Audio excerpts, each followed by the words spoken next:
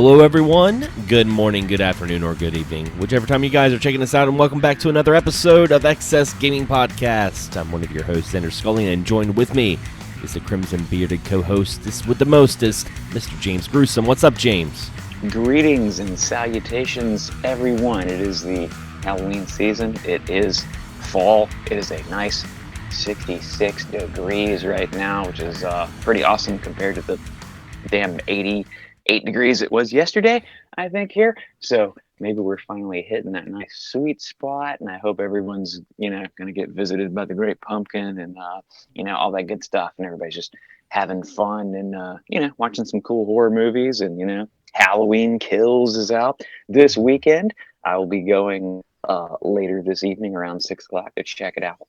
We see lots of differing opinions. Some people hate it, some people love it. Either way, hey man, I'm looking forward to see it. But hope everyone's doing well and just stay away from those circus peanuts because those are terrible. Yeah, I'm glad you mentioned the weather because I'm like, man, if James doesn't mention the weather this episode, I'm going to mention it because I went outside and I'm like, ooh, it feels actually like fall outside. And yeah, Halloween Kills, that comes out, it's already out. But I did want to mention, because we were talking about before we were recording, that was actually filmed in my town. That was filmed here in Wilmington, North Carolina. Same with the new Scream movie. Matter of fact, I remember I was walking home from work and I actually stumbled upon them filming Halloween Kills over at the bowling alley. And Wow. that was pretty cool. As a matter of fact, one of my friends that works at a gas station actually got to meet the guy who's playing Michael Myers. He went to the gas station to buy some snacks and stuff like that. So Yeah, that's pretty awesome.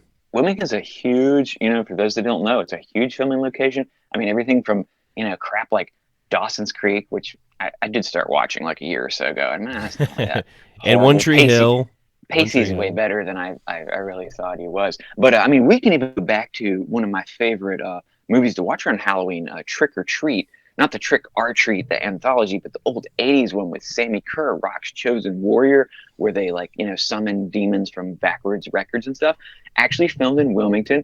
And a very cool thing for like as far as like a 80, if you watch the end of that movie, there is actually a Billy Bob from Chuck E. Cheese walking around at the end of the movie. Why? I do not know. But it was filmed in Wilmington, and there was a Chuck E. Cheese there back in the 80s. So it's very cool. So if you're watching Trick or Treat, it's got Gene Simmons, Ozzy Osbourne, Skippy from Family Ties, if any of y'all remember that show. It's really awesome. It's one of those metal horror movies that perfectly fits in, with the Halloween season, and filmed in Wilmington, like 8 billion other movies. Yeah, like the Crow was filmed here. The Super Mario Brothers movie was filmed here, which we'll get into some Super Mario movies talk, because I think the last episode we didn't. It was even before that Nintendo Direct, but yeah. And a funny story is there is a sign over at the ports that's thanking the fire department, and a lot of people don't know the reason why that sign is there is because during the filming of Iron Man 3. Robert Downey Jr.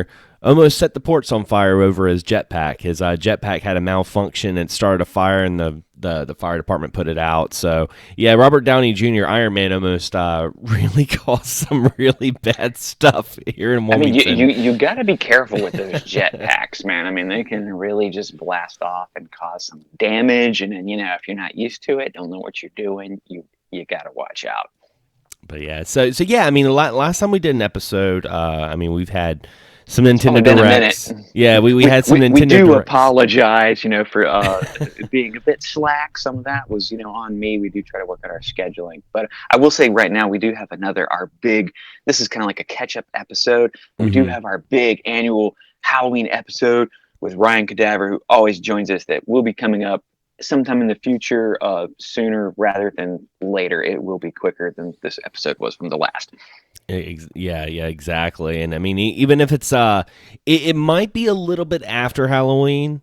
And the only reason why I said that is because I actually have a show on Halloween. My old band got back together, Rictus Grimm, and we're actually headlining a show here in town. We're playing a double set. We're playing a Rictus Grimm set, but we're also playing a Misfits set as well, because it is Halloween. You got to play some Misfits, Definitely. It's a busy season for you. And of course, Ryan, the Cast of Creatures, he's really busy too. It's like I said, hey, if we get it in October, it's October. If it's November, hey, it's every day is Halloween, right? So Especially for us. But yeah, I mean, yeah, with the gaming news, we've had some interesting stuff happen since the last episode.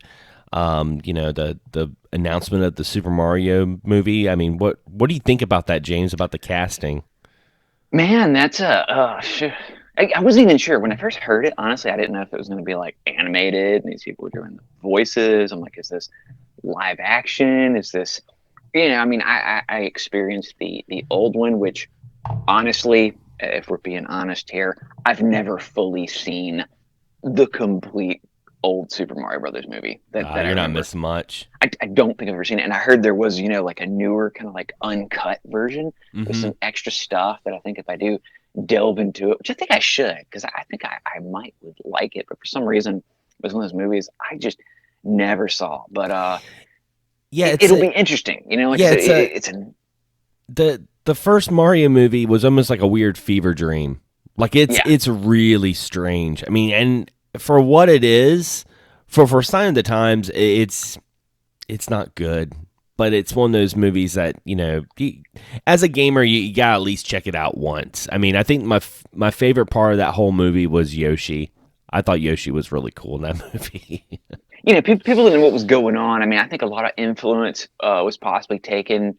I don't, if my timeline's right, like maybe like from that dinosaurs TV show, Yeah. because I mean, you had a lot of characters that looked like that, and they didn't really know how to treat video game properties back then, and it was a very early take. You had the Wizard, and then you had the Mario, and a lot of people just like hated it. Their stories are just pretty much Leguizamo and Bob Hoskins just being drunk the whole time, just because they were like, Bob Hoskins was around like forever, and he probably had like Leguizamo's kind of like learning under his tree, and they're hanging out, probably having a good time doing it, but just a weird, like you said, fever dream is probably the best way to describe that. Very weird. Didn't really cross over from the game, but they probably didn't really know what to do. But today we have so many more effects and CGI, so who knows? You got Chris Pratt, who's in. I'm kind of tired of him because he just seems. I don't know. I'm just He's kind of one fickle like that. dimensional. He's a one. Chris Pratt plays Chris Pratt. Like no matter what movie he's in, he's Chris Pratt. I mean that happens. Yeah. Even Jack Nicholson sometimes is always Yeah. just Jack Nicholson, and I don't know if it's like if I should criticize people for that or either you just you like the actor for what they are. And I mean, I loved Parks and Rec, and I mean, but I give credit to dude because he's blown up. He's like got into like super ripped shape. Guardians of the Galaxy was huge. He's blown up, and he's gonna be one of those dudes that's gonna be in everything. But hey, man, he probably grew up playing it. He's probably thrilled to be in it. So I just kind of hope maybe he just takes it and runs with it. And I mean, I'm My only thing is I'm hoping that with it being a CG movie and it's going to be aimed more towards kids, but I'm hoping that it's not going to be like one of those CG movies that's like kind of a test of its time where they're kind of using like new jokes to throw into a Mario movie. Like I don't want to see Toad twerking. oh yeah, Stuff like TikTok that. and Toad and stuff Yeah, I like don't want to see that. stuff like that. Like that would ruin it. But I mean, Shigeru Miyamoto is supposedly he's really active in this project, and I mean Mario's his baby. So I mean, unless Shigeru Miyamoto is drinking on the set, like I think he should be fine. I think it should. I think it'll be a decent movie. It's going to be a movie that you go out and you see it with your friends at the movie theater. You probably watch it once, and that's kind of it. Kind of like how I did with the Sonic the Hedgehog movie, which was surprisingly really good. And I'm Yeah, looking I forward heard to the good things. sequel. I'm looking forward to the sequel. To see, I mean, it was better than I expected. It wasn't mind blowing. It didn't change my life, but I was like, wow, this is a pretty good Sonic movie for what it Like maybe was. we'll see like the true test, like who's gonna win? Sonic movie, Mario movie. It's like, hey, they teamed up in the Olympic Games and we've seen Sega and Nintendo work together, but now we've got the movies and let's see who really is, the top boss. Indeed, indeed. Now, and also, I think the biggest controversy that's going on right now was, during that Nintendo Direct, other than people at the time, people were flipping out over Chris Pratt playing Mario and the cast for that movie. But then they announced the Nintendo Online expansion pack. N64 and Sega Genesis games. And just a couple of days ago, we finally got the price for the expansion pack. Now, the expansion pack is going to be coming with the new Animal Crossing DLC, N64 games, Sega Genesis games, and it's kind of interesting topic because the price for the expansion is going to make the Switch Online from, beginning it was free, then you paid $20 a year. Now it's $50 a year, and if you're wanting to do like the family plan, you're going to be paying like $80 a year for this online membership. What do you think about this, James? At first it was kind of like, whoa. It's like you hear that price tag and it throws you back because like we've been used to this $20 for a couple months. You don't notice it. They send you an email, hey, this will be coming out of your account a little bit. You're like, yeah, $20, whatever. And at first I was a little bit, like, oh man, like that's a lot. Like, do I really need that? Like, I got emulators, I got compilation discs, I got, 100-something 64 games. Like, but when you think about it, I mean, shoot, that's less than $5 a month as far as just the normal plan, which really isn't that bad. I mean, I'm used to, granted, you might get maybe, more with like Xbox, but it's like I'm paying like 15 a month for that. I mean, damn, that's, over 150 something bucks a year. This is really less than the cost of a brand new game. And if you're one of those people maybe who, like I said, maybe if you don't emulate, you just like to have something on this one console, or even if you do, and you just want more things on your Switch because you can carry it around with you. And handheld, adds a lot to it. The more I think about it, I was honestly expecting maybe like $5 more. Might have been naive on my part, but I mean, really, I think the 50 price is really not that bad. We're so quick to criticize, and it's like, oh, this is too much. But hey, you got to really look. It's like what are these worth? You're going to be getting, as far as 64. I mean, the Nintendo titles were a lot of the top shelf games. And, oh yeah, you can't. If you can. Yeah, you can't get those games like that because it's 9 titles right off the bat, and it's going to be launching next week, I believe, like the 25th. But you can't get all 9 of those N64 titles for $50. You can barely get one of those titles for $50 because those, those Nintendo titles still carry, that tag where you're going to be paying, I'd say anywhere at the minimum of like 30 on up. And if it does have like online, which I don't know for sure if it has like, it does. Assume it have online for Mario Kart, Mario Party. Man, that could be really fun and maybe worth it. I've heard some criticisms of Nintendo's, as far as like online playing with people. I haven't really used it a whole lot, but if anything, maybe with this extra influx of money, they can, maybe improve the infrastructure of everything and get things working better to where it really is, worth that money to the consumers. Yeah, I know I'm going to kind of wait. I know I made a video like the day it was announced. I went ahead and made a video, and I was pretty like straight up like, this is stupid. When I made that video. Now that time has gone by, I mean, it's not a big deal. It's not, I didn't ruin my whole month or anything like that. The only thing that I wish is when they upped the price, I wish they added a little bit more features to the online. Like, and what I mean by this is like, when the online service was $20 a year and it was missing features like party chat or messaging your friends, stuff like that, I kind of looked the other way because I'm like, you're paying $20 a year. It's very bare bones. You're getting what you pay for. But now that it's like $50 a year and it's not too far from like the PlayStation or Microsoft online store, I'm like, okay, Nintendo, if you want to charge this premium price, you need to do a little bit more than just adding some ROMs.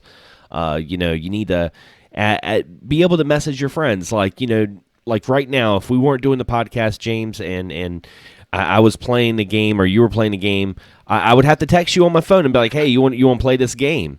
Like, I know it's first world problems is totally not a big deal, but it would be nice to be able to message your friends on the Switch and be like, hey, let's play a game, that would be really nice. And the fact that, there is party chat, but it's still that like cell phone dongle sort of thing that they got going on. I mean, like I said, I'm going to wait. I want to see what they do with the N64 lineup. Genesis I can care less about because I got, the Genesis collection, and most of those games I already have. But I want to see if they really support the N64, say 4 months from now, because you look at the online service now with the SNES and NES. I mean, the first couple months it was really good, and then they started skipping a month, and every other month they'd release some like really filler titles, like stuff that nobody really wanted to play that bad. So I'm hoping that, with this extra income towards the online service, that they really implement and make it really like a premium expansion. Yeah, hopefully. And like I said, hey, with some of the, Genesis with some online, the option that's always cool, Rage, with a friend. But that's the main thing. Like I said, they're more than doubling the price Mm-hmm. for what's really probably not a whole lot of work compared to what they've been doing. And like you said, take that and really add more functions to make it really worth that price, to where you don't have people complaining about it. Like, it right away. Like I said, with us, at first, initially it's like, ugh. And then you think about it a little bit, it's like, well, it's really not that much. It's like, God, I might buy a pack of cigarettes or two a day, man. And it's like, that's way more money than this. And I mean, cigarettes are fun, kind of, but Cigarettes are fun, kids. they're not fun. They're not fun. Do not smoke. No, but I just imagine you doing like magic tricks with this cigarette. Like that's what you really meant. Like you're like, watch it disappear. yeah. But no, I mean, no, I agree, and I mean, like, I think it's a very interesting thing. I like the controllers. I do admit I do like it when they come out with these consoles and they're like, hey, you can buy these controllers on Nintendo.com, because I did buy the NES controllers, and man, they're legit. Like Mhm. like, because I don't have my NES anymore, but I still have an NES controller for some reason. So I held like the original NES controller that I had since I was like 5 years old, and I held this new wireless one from the Switch, and I'm like, this feels genuine. Like I mean, there's a lot of like retro style Bluetooth controllers that are out there. Like 8-Bit Do does a great job. They do really good retro style controllers, and they feel legit, but there's always something like a little missing. But this one right here, it like feels like the same mold. It probably is same plastic. I mean, it's just, and the N64, it's already sold out on Nintendo.com. Wow. You can still buy the Genesis 3-button controller, which was really weird that Nintendo Online, uh, the American accounts had the 3-button controller. The Japanese had the 6-button controller, which is really weird. Yeah, why not just go ahead and put out the optimum version? Yeah. I mean, I know a lot of the games initially they put out, but at some point, they're going to have some, and just go ahead and give people the good thing. Yeah. Don't hold back. Yeah. So I mean that was like something they came out with. Also, Metroid Dread came out, and you know, some controversy came out with that. A couple of things. One is with Kotaku. This is crazy. This is crazy. So Kotaku decided to put out an article talking about how Metroid Dread runs really good on the Switch emulator. I was like, Mm. "What?" Like the game had just came out. Like it was not. It wasn't even a week old. It was a couple of days old. And Kotaku's like, "Hey, new Metroid Dread's awesome, and it runs great on the Switch emulator." I'm like, "How are these people in the gaming industry?" Like, because I think about it, myself. I'm just a pebble in the industry. I don't do a whole lot. But even myself, like, I feel weird knowing that I've worked with companies and gotten review copies and mentioning stuff like emulation. You know, I myself feel weird about that. These people, they make a living. Like, what do they fill their taxes on? Because they work on video game industry stuff. That's what they do. They fill their taxes out and everything. It's legit. And they're like, yeah, you can emulate this game and it runs great. And I'm like, okay, like, is Nintendo going to blacklist Kotaku? Like, that was just a really, really dumb thing to do on Kotaku's part. I mean, it is Kotaku, but still, like, what the hell?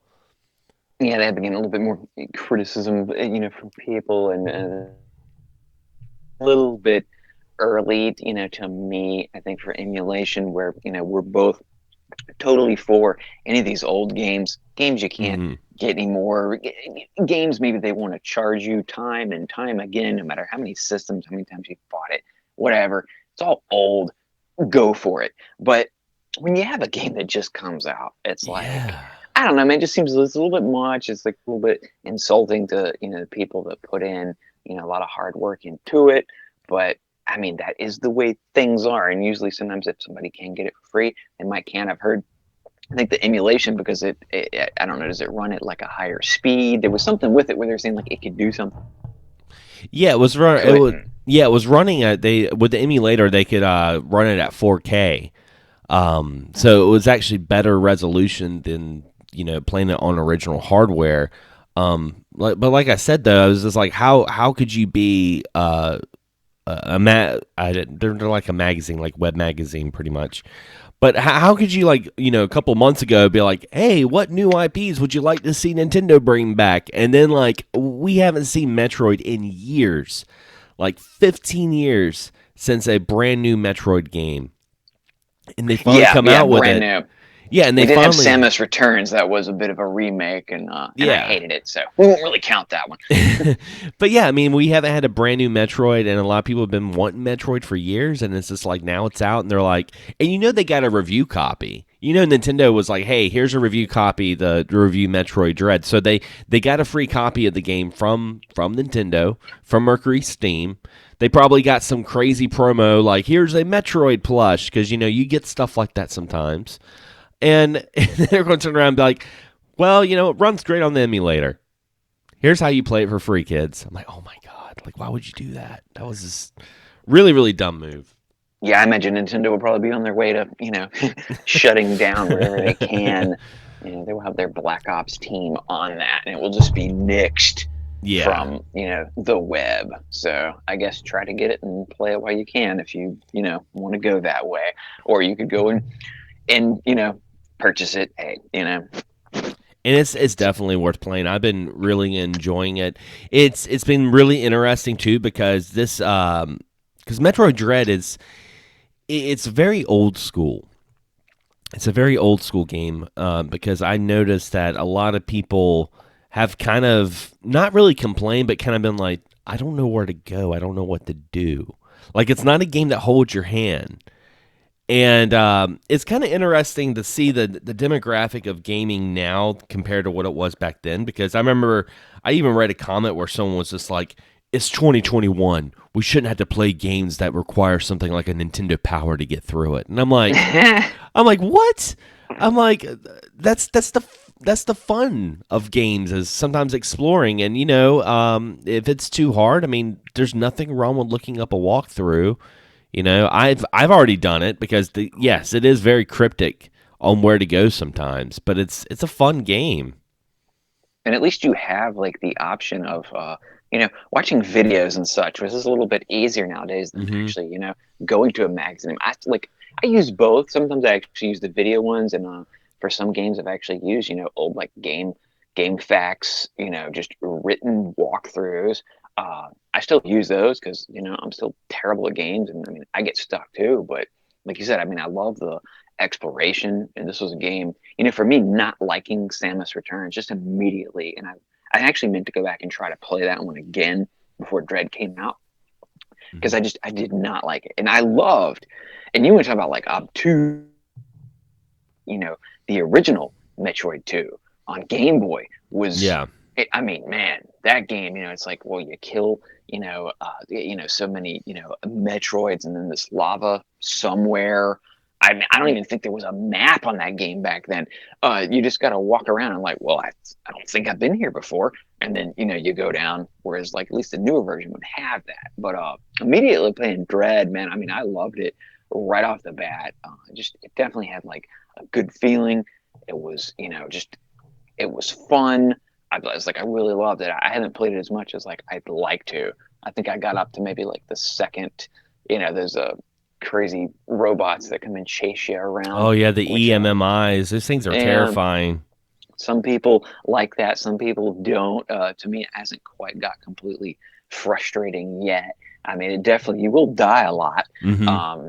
But I do like the fact there's always some way, to get away, and it does a lot of trial and error sometimes, where it's like, oh, I went this way, and I'm like, oh, and like I actually watched a walkthrough on one of those with a video, and it was something as simple as, oh, there was an area I could slide into and duck down in the water, and it goes away, and like I just Hmm. happened to miss it, but hey, man, It gave me those Resident Evil Nemesis kind of feels. yeah. Because even the music changes. Like when you go in there, Hmm. you hear like the music, and you're like, oh shit, there's an EMMI. There's one of these And robots. I will say too, very, very forgiving as far as if you die, it will put you right outside of that area. Yep. Now, if you cut your game off, you'll go back to your last save spot. But if you every one of those areas when you die, it puts you right back there. So it's like you don't need to do nearly as much, backtracking and going back through areas and trying to get to this just to die again, which can be frustrating. So even if you die, it cuts down on just the irritation, I think. That was something I was going to say too. That's what I really like. I love the respawn to this game because yeah, there's plenty of times you're going to die when you encounter those like robots and you just respawn right where you were and you're like, okay, so this is what I need to do this time. I really really do like the way they did that and just the overall game. I think it was really good. It came out so fast. Like I feel like this game was announced and I blinked and it was already on shelves. Like it came out so fast. It kind of crept up on me to be honest. I forgot that it was coming out and someone messaged me on Facebook like, "Hey, you're going to get Metroid Dread." And I'm like, "Oh shit, that comes out. Wow." And I ended up buying it a couple of days ago and I'm really enjoying it. I mean, it's kudos to Mercury Steam because I mean, they've had kind of a rocky catalog. I mean, they did Castlevania Lords of Shadows, which was really good. They did the sequel, which wasn't so good. Mirrors of Fate, which was pretty good. It wasn't terrible. And I didn't play Samus Returns, so I have no opinion on that. But I know you weren't at the time. You weren't a big fan of it. Yeah, I think my big issue was like even if you can see on Dread, you know how you have that one kind of like block option when something flies at you, Yeah. and it's used more minimally. The thing is that was to me seemed to be more of a main focus on returns, where like you had to master, that Mm, block. Me, that just it turned me off immediately. Whereas this one, it felt more natural. It's like, hey, once in a while, hey, there's a couple of enemies you got to use that with, and you just kind of get used to it. But like I said, it really was more the main focus and one of your kind of like main attack options in returns. yeah, I'm not a big fan of like force parrying. Like, there's a lot of games that a game that really comes to mind is like the Ninja Gaiden games that were on like Xbox. You can buy them now on the Switch, but those games really relied on parrying and blocking. And I mean, if it's done well, I don't mind it. And I feel like Dread, like they push it really well. A matter of fact, like I mean, there's some like little creatures that you can do this parry move, and it's so easy to do, and you do it, and you actually get more items. Like I like the fact that it rewards you for doing the parrying. But like games like Ninja Gaiden, I was just like, it was just such a turn off because I mean, it's so time consuming and trying to get it just right. I just wasn't a big fan of it. Yeah, it's all in how they implement it, and like I said, with returns, and I imagine one day you'll probably play it, and you'll see. And like if I get through Dread and make it, like I said, I still want to go back and try Samus Returns again because I keep thinking I was like maybe I didn't give it a fair shake. I That don't know. happens. That happens sometimes. Like there's some games that I've played in the past that just did not flow. Like I'm like, this isn't my game. I can't play this. And then I went back to it like months later or maybe like a year later. I'm like, oh, I'll give it a second chance. Fell in love with it. It's like you almost have to be. Sometimes you have to be in a certain mind frame. Sometimes to play certain games and it just click with you better. Exactly, and it's like you never know. It could be like your mood that day. Hmm. It's something in the game that you could already be frustrated, and that just like adds to it. You could go back, a year or two later, and you're like, oh man, like I really, it's like I really missed out on this, or I didn't appreciate it for what it was. So, I definitely will be going back to Samus Returns, but with Metroid Dread, I was like, I really, just pleased with how it turned out, and I mean, I really couldn't, ask for much better. I think than like what I got with it.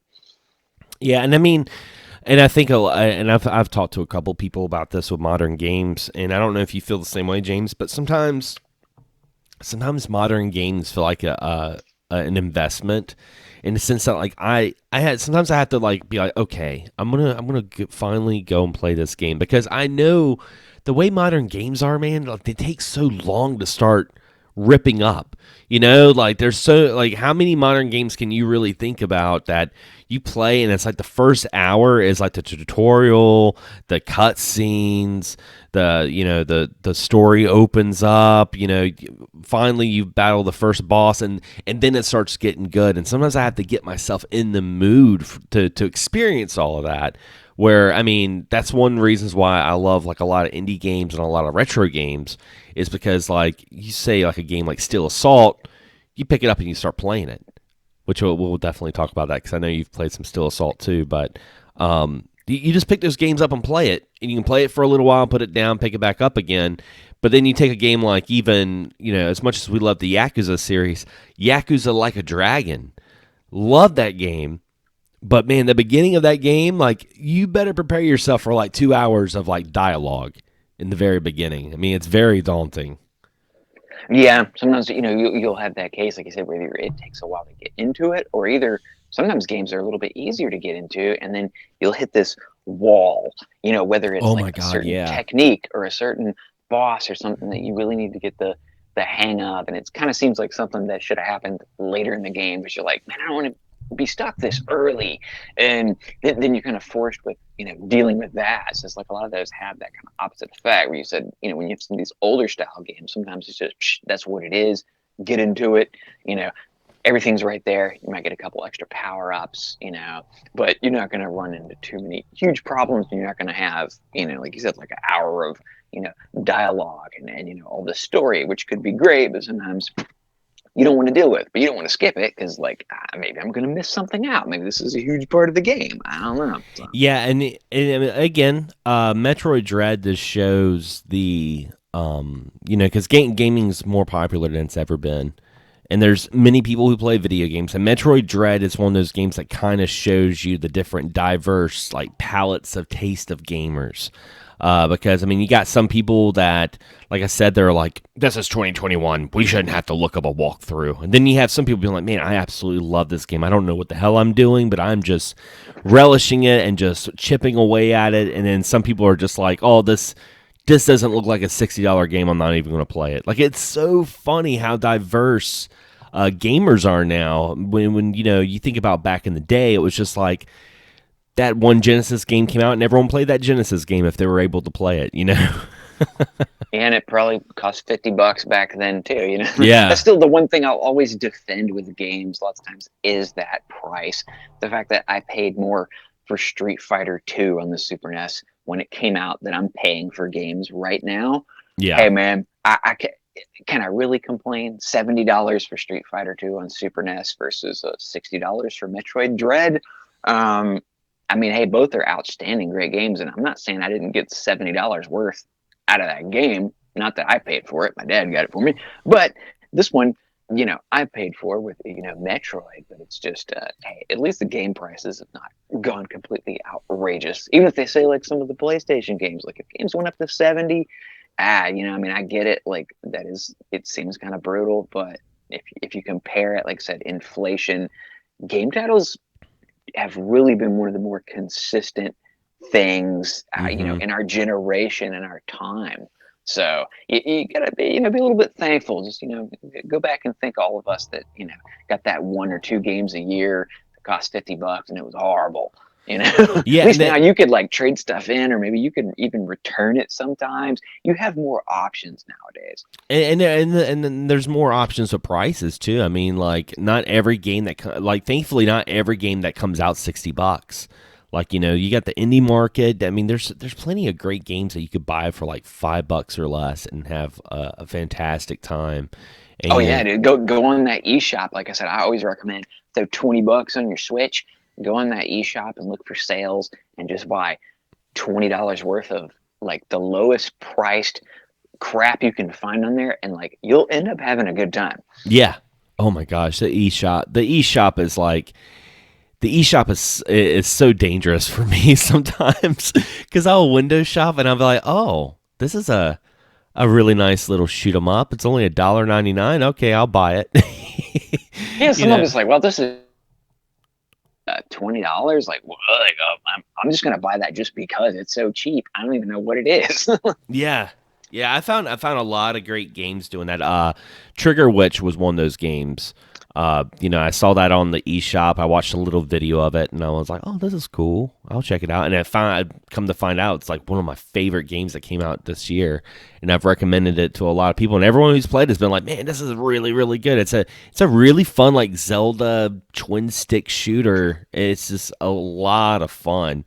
I've been really enjoying that. I need to go back and play some more of it because I never did get a chance to beat it. But I mean, well, with gaming news, that's been pretty much it. I mean, I haven't really heard too much about PlayStation 5 or Xbox Series X. Like nothing's really been. I mean, have you heard anything like crazy about those consoles other I than mean, just more. people I've can't heard like find them? people kind of have the opportunity to like register with Sony to be able to buy, PS5s like straight from them. But once again, it's still kind of a, you know, get on a list. Hmm. Hopefully you get it. I mean, it seems to be, some of the more, the Xbox Series S still seems to be one of the more easier ones, to be able to find. I mean, while still being tough, where all the other ones are still in limbo. The Switch OLED, Oh yeah, that that one just seems came to out. be, Yeah. yeah, that still seems, to be kind of like, obscure and finding too. I know some people have. It's one I'm not necessarily, like I'm still good with mine. Like I was like, I'm just gonna be, That's that's kind of how I feel with the Switch OLED. I mean, I feel the same way as I did with the Switch Lite. I thought the Switch Lite was cool. If you mainly play handheld, that's a really great little handheld. The OLED, I haven't seen it in person, so I don't know how wowed I would be. But I know a lot of people who have gotten the OLED, and they're like, that screen looks pretty good. But I don't. I go through spurts where I play Switch a lot on handheld, and I play a lot of it on my TV. So I mean, I'm fine with my OG Switch. it's good switch now. I know. I think a friend of ours, Justin Beard, I think he got the OLED because he was having Mm-hmm. some battery warping issues with his original Switch, Mm-hmm. and that's something I've experienced with like iPhones before. Um, happen, like I was having issues, and my wife looked at it, and she's like, now. She was like, this thing might just blow up. Yeah. And I guess it can happen with switches because he was having some battery warping. So, it's one of those like, I think it's been great. A lot of people have had theirs, finicky, and sometimes you might just get like a bad one. Yeah. Another cool thing I did see as far as like, the analog pocket is still coming out. It's supposed to be by the end of the year. It did get delayed, but they've been working, and it's going to be the first one of analog systems to have. It's called the analog, and it's going to be on every system after the Pocket that they do. But it's really like a compendium, like a library of where you can pop a game in, and it kind of has like a let's see, what's the best word, like a data. Sometimes you can get things like cover art, instruction manuals. You can even see maybe what version that game is. Like can tell if this is a bootleg or not. Oh wow. It can really pull up a lot of info. Like I said, having things, like cover art, they're working on, to make sure there's not anything with like copyright issues. But it'll be able to load like your play times. You can make playlists, and Oh like wow. friends can see those. That seemed really cool. Actually, like I was just reading about that before the show. But the Pocket's gonna be the first one, to have that. And I mean, of course, like it's not gonna work with like every single game, but they're constantly working on it. And Analog's always put out quality systems, and I think that's a really neat function. As far as having these, consoles that'll play like multiple titles, or whether it's like a reproduction of an old one, to have that all that information on there. Like it'll tell you different versions. It might, whether it's, hey, there's this Japanese one, or it might tell you, this sequel. It just, man, I don't know. That seems like really cool. I'm very interested in seeing that.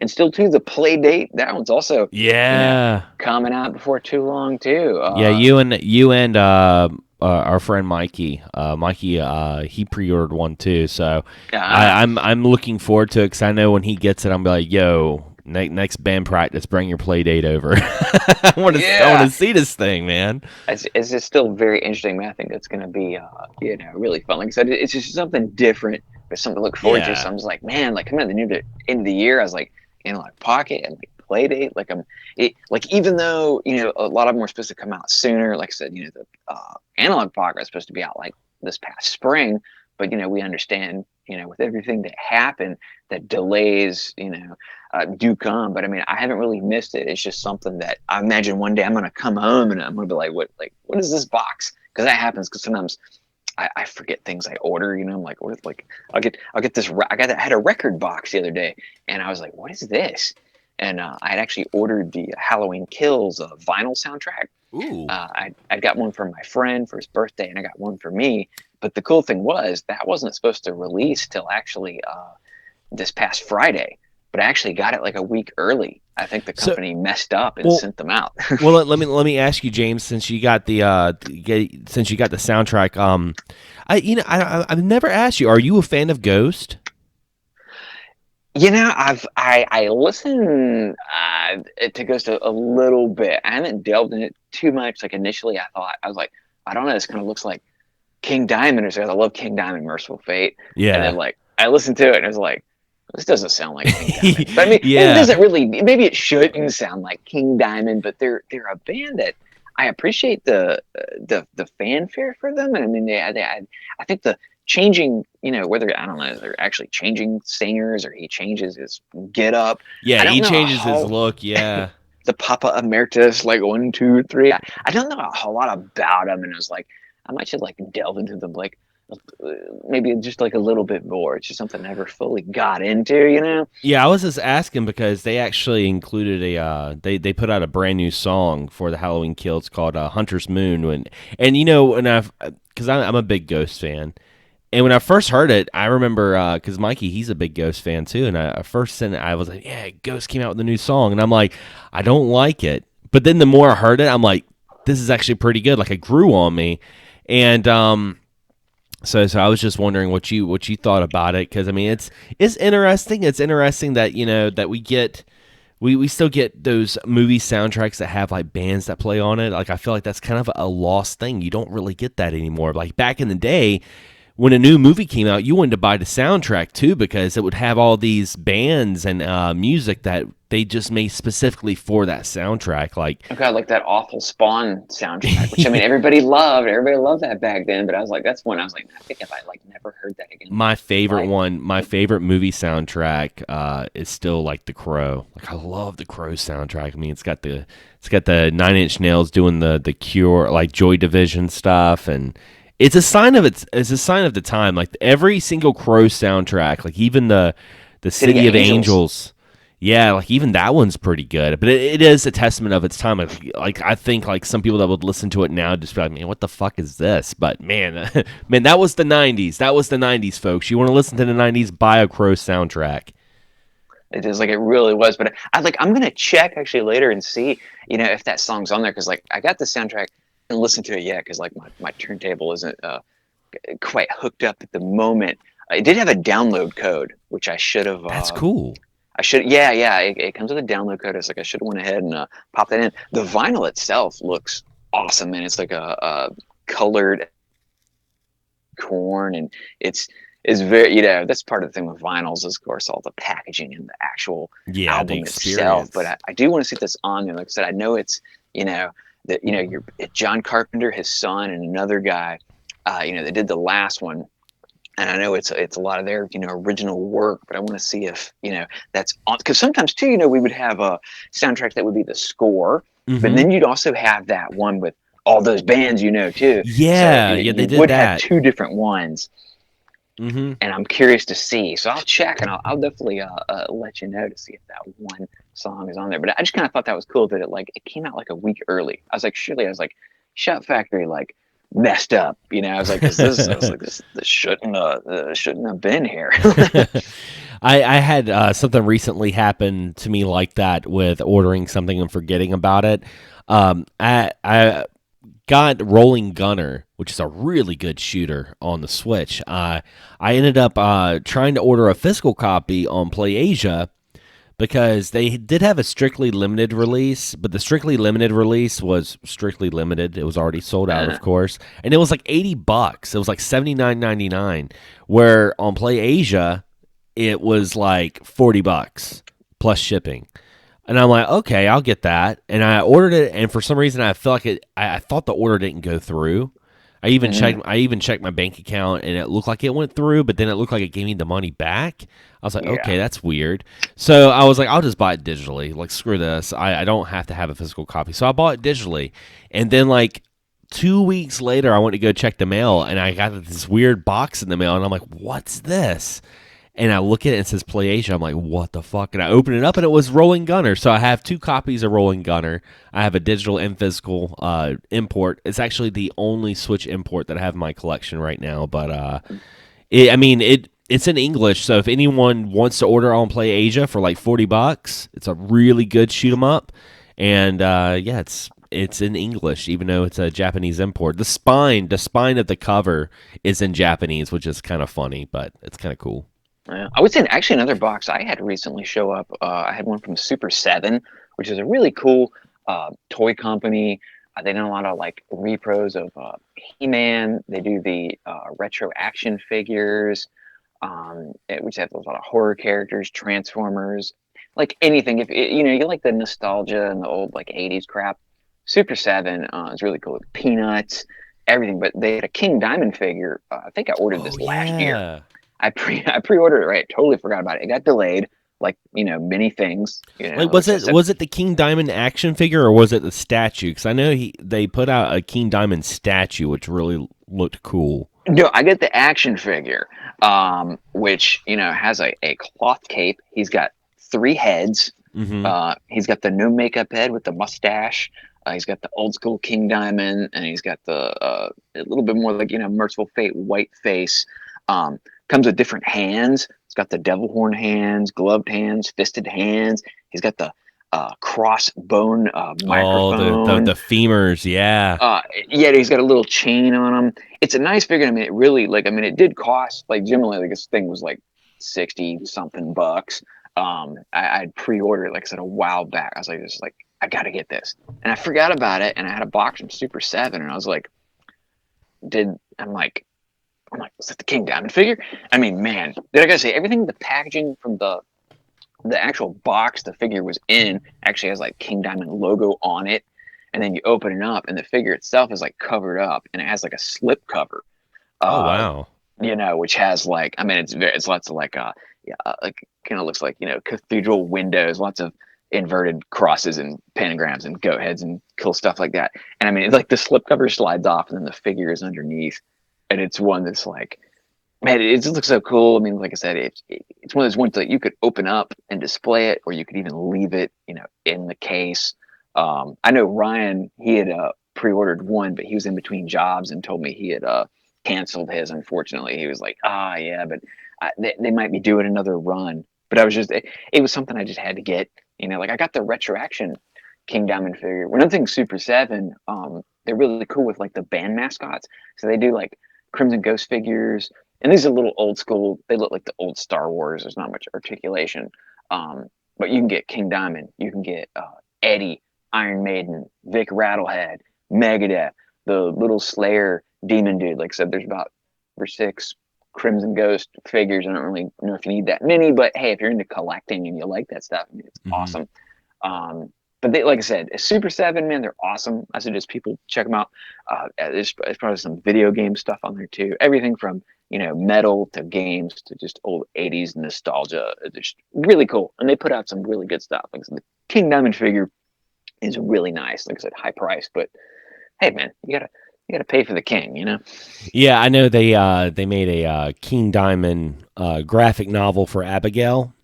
And I wanted to order that so bad, and they had like a special edition that came with like a King Diamond mask.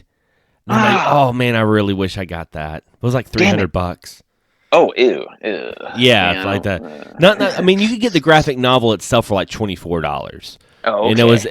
it's like Abigail as a graphic novel, which is, I mean, that's such a classic album for anyone that's listening that wants to get into Halloween spirit. Just put Abigail on and listen to that. It's like a straight up horror movie. It's fantastic. But yeah, the special collector's edition like came with like a, I think it came with like an extra case. It came with like the King Diamond mask. It came with a bunch of stuff for like $300. And I'm like, I wish I could get that, but it was a little Yeah, too much for my blood, you know. that's kind of a brutal album coming out sometime soon. It also got delayed, but he does have one coming in the near future, and still one of the greatest concerts I've been to. If you like King Diamond, I suggest highly going to see him if you can. It is a great experience. I think actually Ryan's. I don't know if he said that someone had said they like his wife had said she liked it better the than Ghost. I think they had seen Ghost, and Mm-hmm. then maybe they'd seen King Diamond, and they probably both put on like amazing shows. But like I said, I mean, King Diamond's completely theatrical, Yeah. burning grandma in the oven, and all this. He had like stairs and a whole state. Oh man, it was great. Yeah, and the thing is, he still got it, man. Like he actually sounds better than he did back in like the late '90s. Like I think he quit smoking. Had heart surgery too. Yeah, and he sounds really good. And now his wife does like backup vocals too, which is Yep. really really cool. I mean, it's so freaking cool. I dig it. Yeah, there's also a great DVD out. I think it was some of the around the same year I saw him. This is actually, I mean, it's been a while ago because time flies, but there's a great DVD of some more of his recent shows that's out, which I still want to pick up because, like I said, it was just, man, it was awesome. So, like you said, man, he's still got it, and it's so much more than just a rock show. Like it really is a performance piece. Like we saw it in a theater that was Hmm. very small. You could sit down and watch it. You didn't just sitting in your seat, but it fit because Well, it was just that I was that gonna type of say show. here's a good question because I was looking at some of the gaming news while we were talking about King Diamond, and I totally forgot to mention the. Have you seen the Resident Evil Welcome to Raccoon City trailer? Actually, no, I have not. Yeah, the new trailer just released, and you know That's a what? series, right? Is that the series that's coming out? No, it's going to be a movie. It comes out on Oh, okay. Thanksgiving. Um, and it's one of those movies that kind of has some people love it, some people hate. I know Ryan said he really liked it. I like it because it's it's not a high budget movie. Like you can tell, it's not. It doesn't have the biggest budget. And there's some things they kind of add to it but it's Resident Evil. Like you watch it and you're like, okay, this is Resident Evil. It's more Resident Evil than the past movies were, which isn't saying much because I mean Yeah. you don't have Matrix Alice like running down walls, kicking Nemesis in the face. You don't have stuff like that. But they even recreate the scene. Like one of my favorite scenes in the trailer is they recreated the bald zombie scene in the mansion. Ah, I was like that. classic. They add so many little touches. I think the main thing that people didn't like about it is they don't like the way the cast looks because apparently like Leon doesn't look like Leon because he's tan. Like he's not like a white dude with the bowl cut.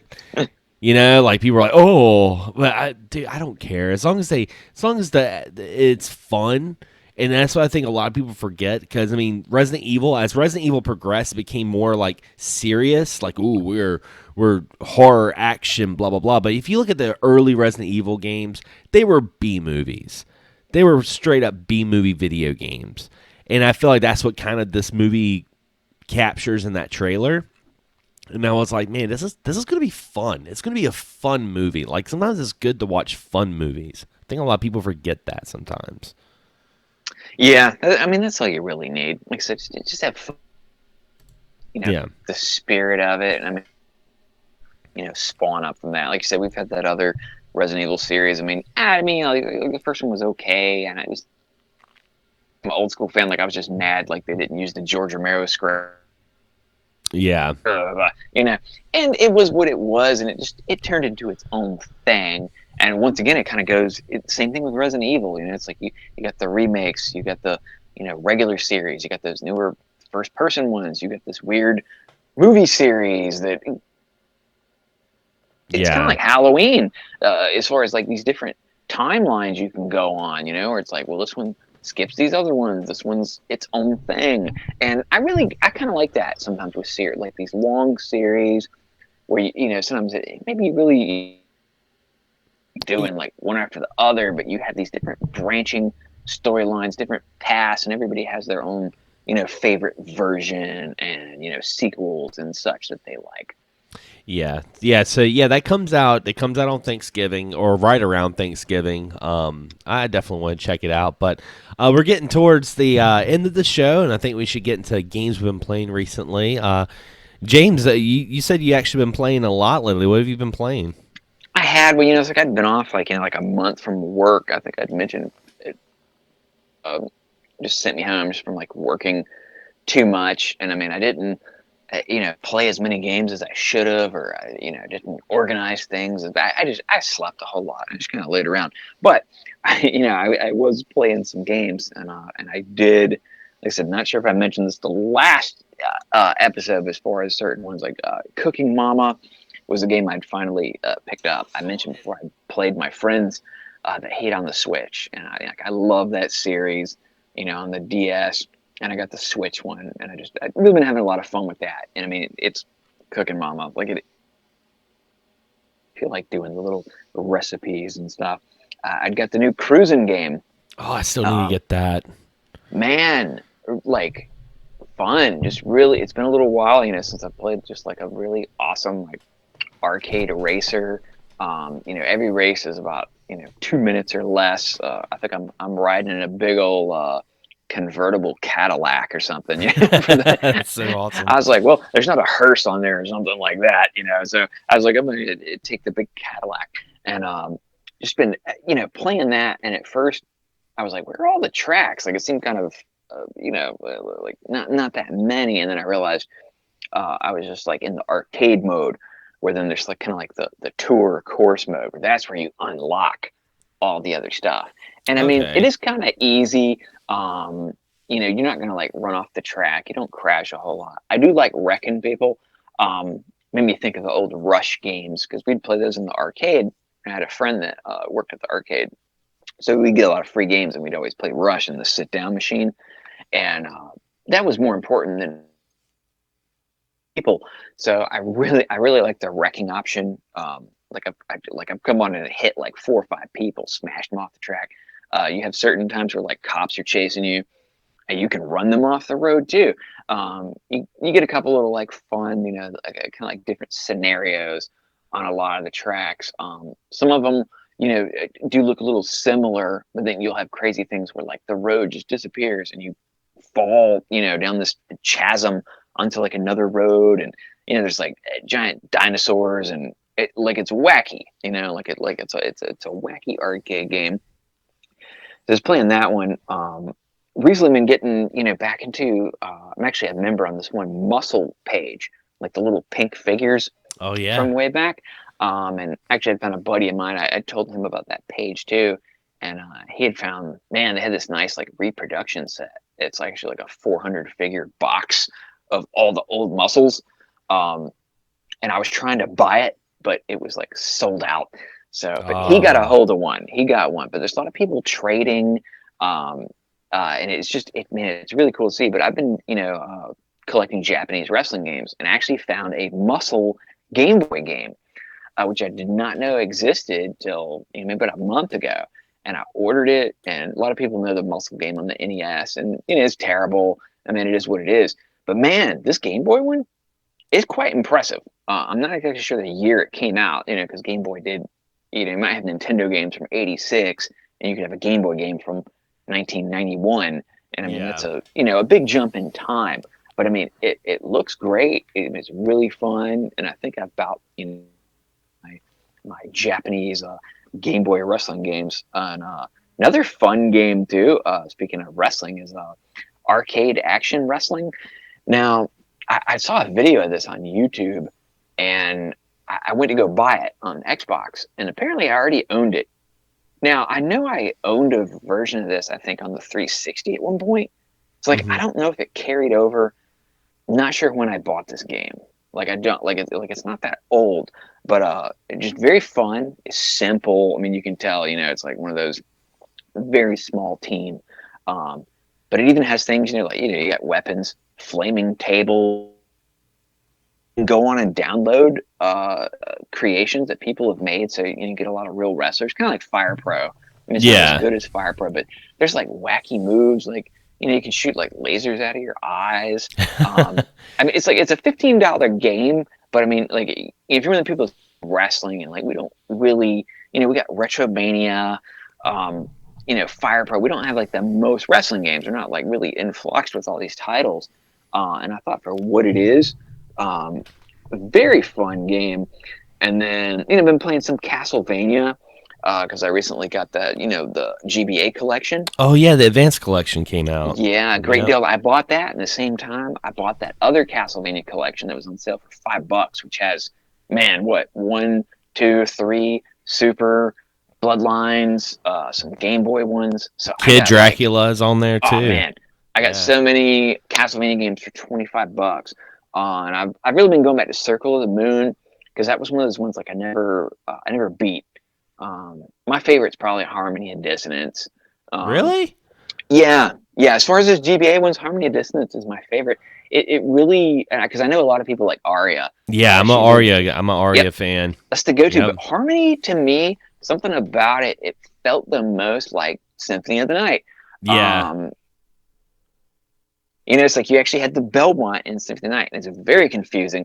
You got the A castle, the B castle, the ABC castle.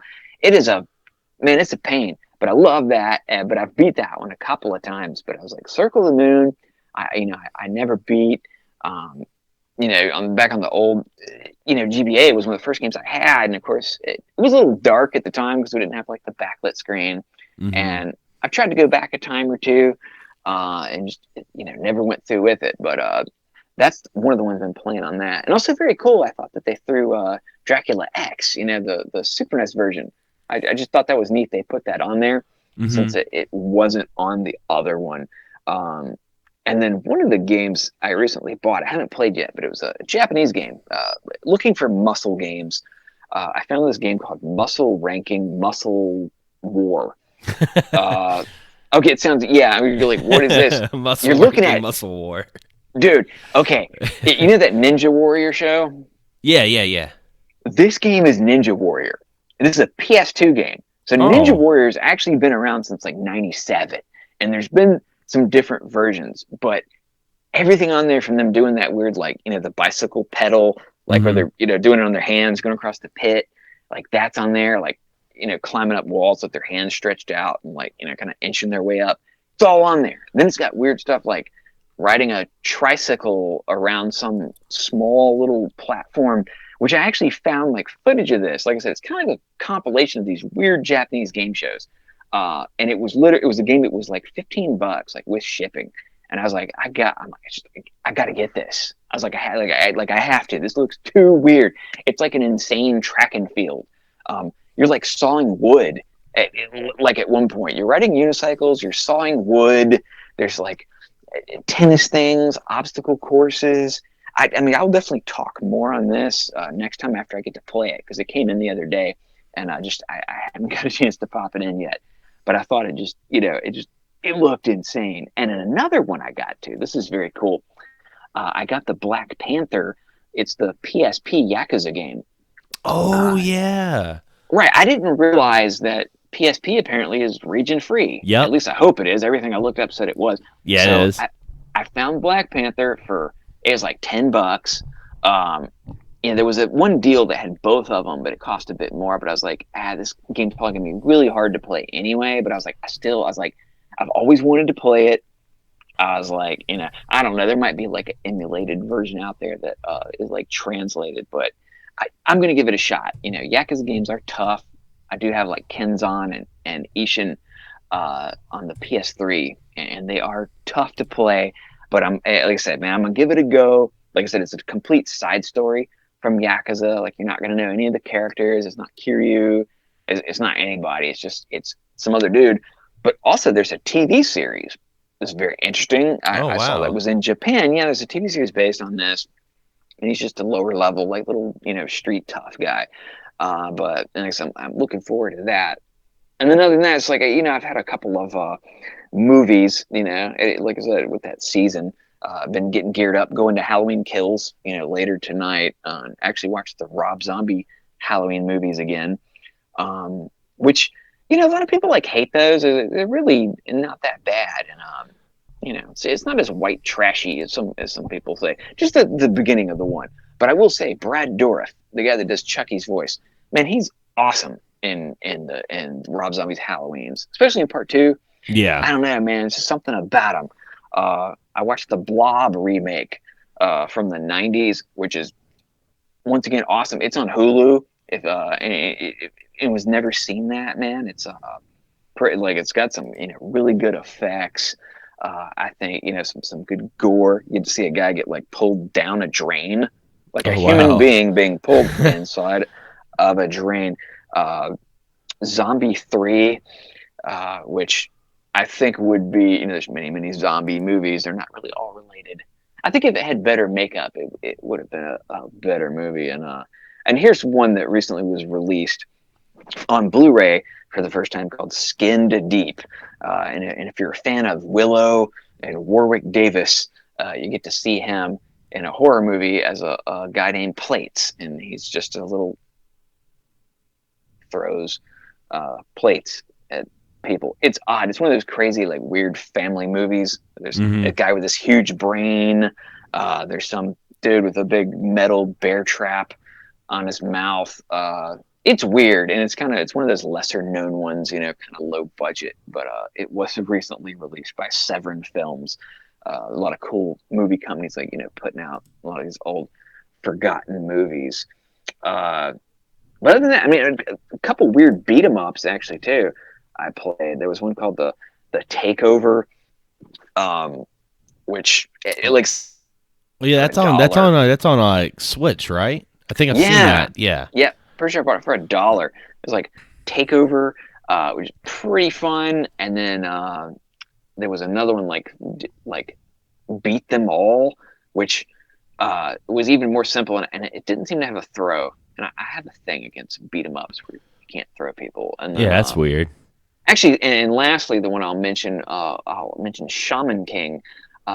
This kind of started, but like before I started playing Circle of the Moon, I went back to Metroid Fusion, and man, that game kicked my butt. Like I beat it like years ago, but wow, like that one really just like it. Man, I got to like the first mini boss, and it took me out.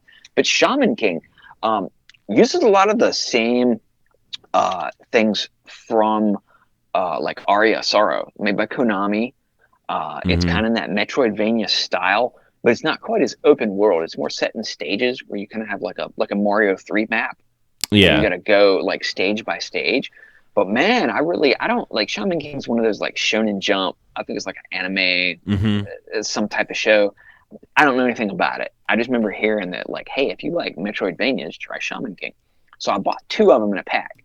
Now, one's more of a Pokemon style, but the one I was playing was definitely more of the Metroidvania style. And man, like I said, like very fun. It's kind of like you get the souls in Aria. You kind of have options like that where you get the little different abilities that you can put on. Where you can set like 4 abilities, and you got to use a button to switch. So it gets a little complicated to keep up with. But you might have one that's like, well, I got a slide function, or the jump. Pretty much everything we know from Castlevania. But really cool. And like I said, you don't have to know anything about it. You're just a weird little dude with like a sword. But I think it's one a lot of people might not have played. And it's like if you've played every other Metroidvania and Castlevania, and you love the GBA and you're looking for one, Shaman King, trying to see the name of the something spirit. I don't know. Like I said, there's 2 or 3 of them, and like I said, there's 2 versions, and there's the Pokemon one. Just make sure you look it up before you buy one if you decide to. And that's about it for me. I say, yeah, you've been getting some game on. I haven't been playing as much as you have.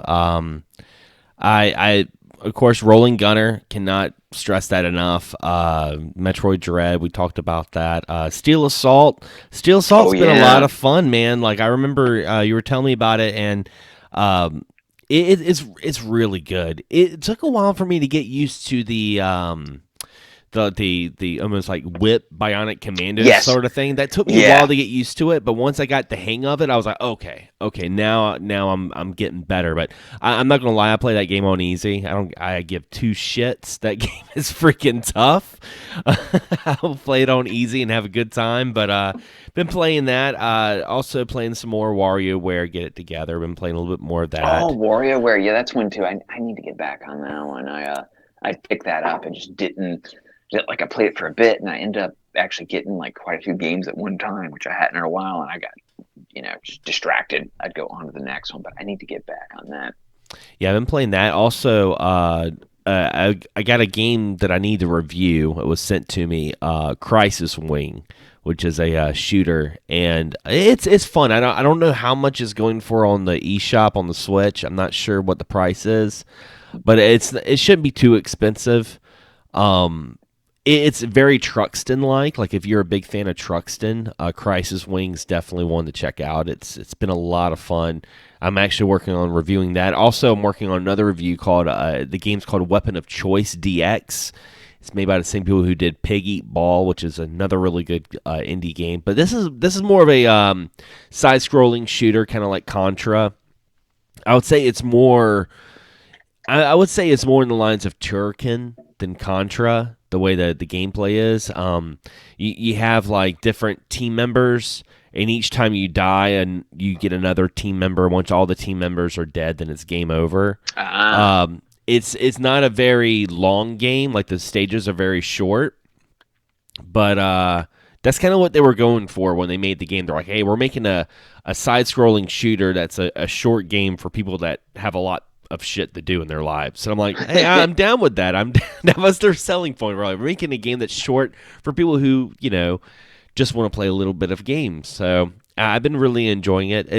The controls are a little finicky because it's got some. It's weird because you got like this like backpack that's like a spider, like spider legs. So when you jump, like the spider legs will grab a hold of the wall and like you'll climb up the wall vertically on the spider legs. It's kind of weird, but other than that, I mean, that's been pretty much it. I do plan on getting Last Judgment this week because I've been really wanting to play that because I loved Judgment on the PS4, so I'm going to get that very soon. It's been a while since I played a good RGG game. Been telling all my friends, like, don't spoil it, because all my friends have been like, have you played Last Judgment yet? And they've been trying to tell me about it. I'm like, don't say anything. I just want to fucking play it. So, it's going to be nice, too, to play, like, a more traditional RGG game, even though it's more detective-based than your standard Yakuza. But, I want to see what the battle system's all about, because I like that beat-em-up style. yeah, it's hard to go wrong with that. That was always such a, like I said, it was my issue with the Like a Dragon. Like, so when I was playing it, and like for me, it was like I'd just rather be like beating these guys up myself instead of hitting this button. Like Yeah. it couldn't translate over for me. But I imagine, and I mean, hey, maybe like that game opened up, just the Yakuza series to like some new people, or either someone was only into, RPGs, like it's still like a great story. So Yeah, Like a I'm not gonna Dragon. knock it. It Yeah, wasn't for me. Like a Dragon was really really good. Like it's I still haven't finished it. I need to finish it, but I think I'm like I think I might actually have to start that game over. I'm not sure yet because it's been a while since I've played it. But I know the Yakuza games are pretty good about catching you up on what's going on. So if you put it down for a while, you can pick it back up and oh yeah, that's what I was doing. But that was a really good game. For a JRPG, it's fantastic. It's a really good JRPG. But But yeah, I mean, that's pretty much what's been going on. And again, guys, we'll be putting out another episode very soon, our Halloween episode. So be sure to stay tuned. And if you enjoyed this podcast, be sure to rate us on iTunes, Spotify, or Stitcher. It really helps the visibility of the show, helps us get more listeners.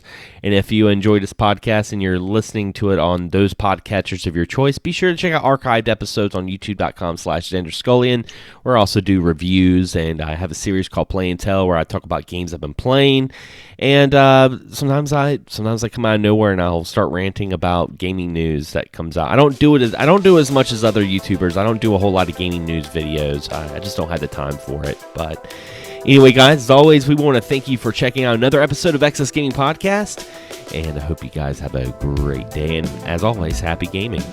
And like I said, we will see you too soon for the big Halloween episode, which actually will be focused with Metroid coming out. A lot of just alien-related games, movies, things inspired by, which I think will be a really fun topic. And like I said, we'll have our friend Ryan on here with us, and it's going to be a blast. So we will see you sooner rather than later. And I hope everyone has a pleasant evening, and I hope you have a happy Halloween if we don't see you before then. So have a good one.